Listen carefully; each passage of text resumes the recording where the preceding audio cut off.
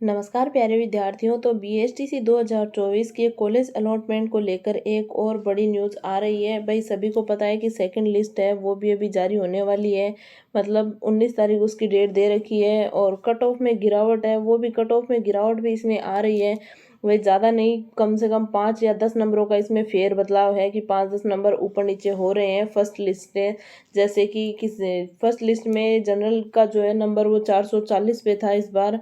Cut off वैसे high थी इसकी, तो अब जो सेकंड लिस्ट है उसमें 430 के आसपास जो है नंबर आ सकता है। बात करें कि बाहरी राज्यों में जो है 50% आरक्षण का प्रावधान था। 50% आरक्षण सिर्फ ये लड़कियों के लिए था, महिलाओं के लिए था।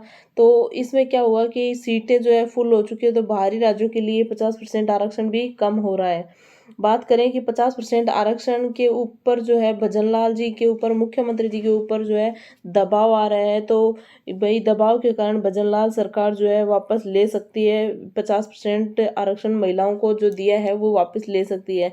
अभी तक कंफर्मेशन नहीं है, पर 50% ये जहाँ लड़कियों को दिया है, महिलाओं को दिया है, तो ये वापस ले सकती है। भाई इनके ऊपर लगातार दबाव बनाया जा रहा है।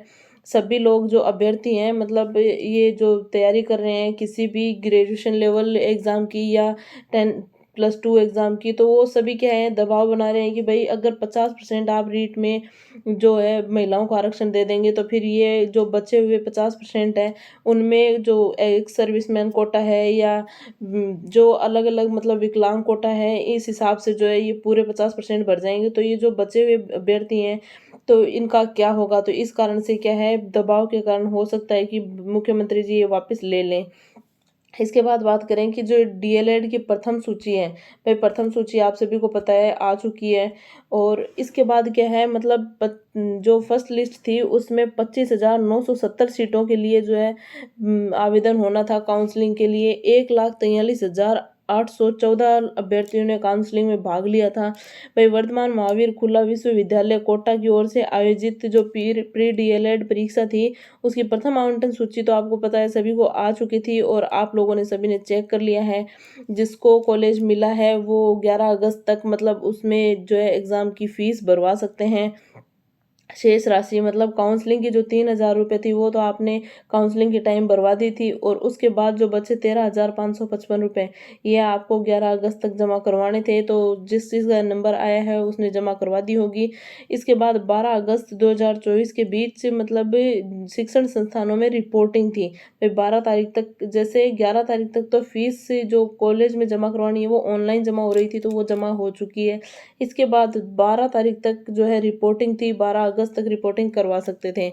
अब राज्य के 377 अध्यापक शिक्षण संस्थानों में 25,970 सीटों के लिए इतने आवेदन हुए। काउंसलिंग में भाग लिया अभ्यर्थियों के दस्तावेज के वेरिफिकेशन के उपरांत प्रवेश पूर्ण माना जाएगा। मतलब अगर आपने चाहे फीस जमा करवा दी है, लेकिन अगर आपने रिपोर्टिंग नहीं की है, तो आपका जो प्रवेश है वो निषेध कर दिया जाएगा। मतलब कि आपको प्रवेश से बाहर कर दिया जाएगा कि आपका प्रवेश हुआ ही नहीं है, इस तरह से ये बात हो जाएगी। आगे बात करें प्री डीएलएड कॉलेज में रिपोर्टिंग का आज अंतिम दिन, अपवर्ड मूवमेंट होगा शुरू। भाई आप सभी को पता है आज 18 तारीख हो रही है और अपवर्ड मूवमेंट जो है शुरू हो चुका है। लेकिन इसमें जो नई जो न्यूज़ है वो क्या है कि राज्य के डीएलएड कॉलेजों में प्रवेशित अभ्यर्थियों को रिपोर्टिंग की अंतिम तिथि 14 अगस्त थी। अब करीब 5% सीट खाली रहने की संभावना बनी हुई है। मतलब कि जितने 25,970 सीटें थी उनमें से 5% सीटें जो है वो खाली रह गई हैं। और दूसरी बात ये कि अपवर्ड मूवमेंट का जो सिस्टम था वो भी 14 तारीख से लागू हो गया था। इसके बाद अब जो न्यूज़ आ रही है वो मतलब सेकंड लिस्ट आ रही है, उसमें 5% सीटें खाली हैं, तो एक तो वो भरी जाएंगी। दूसरी बात ये कि जिसने अपवर्ड मूवमेंट करवाया है भाई उसका भी रिजल्ट जो है 19 तारीख को ही आ जाएगा। 19 तारीख को पता चल जाएगा कि आपने अपवर्ड मूवमेंट के लिए फॉर्म लगाया था तो आपका क्या है, अपवर्ड मूवमेंट हुआ है या नहीं हुआ। भाई अपवर्ड मूवमेंट का मतलब क्या हो गया, मान लीजिए आपने जैसे 4 कॉलेजें भरी, 1 2 3 4, और आपका नंबर जो है चौथी कॉलेज में आया है और आपको अपवर्ड मूवमेंट के लिए फॉर्म लगाना है, तो आपका जो है इन तीनों कॉलेजों में अगर सीटें खाली होंगी तो आपका नंबर आ जाएगा, अन्यथा नहीं आएगा। इस तरह से जो है अपवर्ड मूवमेंट का कार्यक्रम चल रहा था। अब आवंटित संस्थानों में रिपोर्टिंग की 20 से 22 अगस्त के बीच करनी होगी। मतलब 19 तारीख को आपका रिजल्ट आ जाएगा, सेकंड लिस्ट आ जाएगी, और जो अपवर्ड मूवमेंट करवाया था जिसने, उसका भी रिजल्ट आ जाएगा। तो 20 से और 22 अगस्त के बीच क्या करनी होगी, आपको रिपोर्टिंग करनी होगी।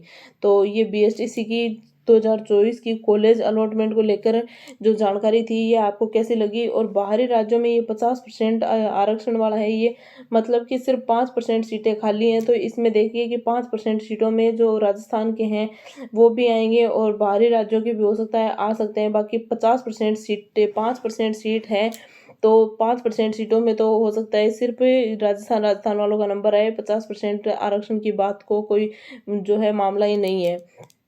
सेकंड लिस्ट जो है कल तक जारी हो जाएगी, और आप रिजल्ट जल्दी से जल्दी चेक कीजिए। मिलते हैं एक ऐसे नेक्स्ट और वीडियो में नई जानकारी के साथ। तब तक के लिए जय हिंद, जय भारत।